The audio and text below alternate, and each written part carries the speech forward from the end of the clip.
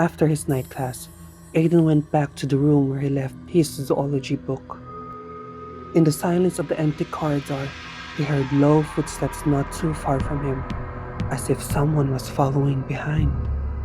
He didn't look back to check.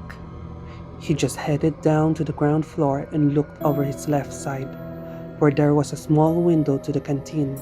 There was no source of light, but Aiden could identify the tables and the food stalls since he'd been there hundreds of times. Comborza statues were lined at the side of the hallway. The priest looked alive in the dark. Aiden was still focused on them until he heard a chorus of whispers in his ear. A shiver crawled up his spine, so his pace got a little faster. He couldn't decipher the words as they kept whispering.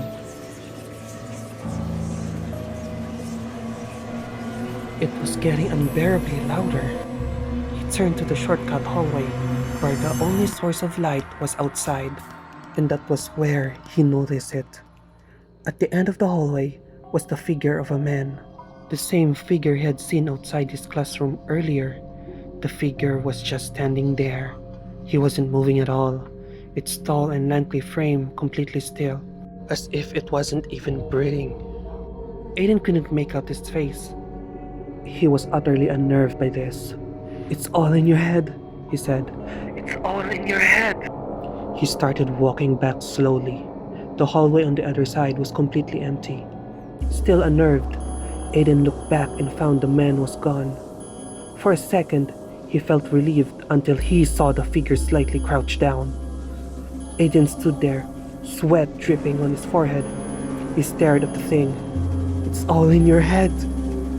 Then Aiden realized something.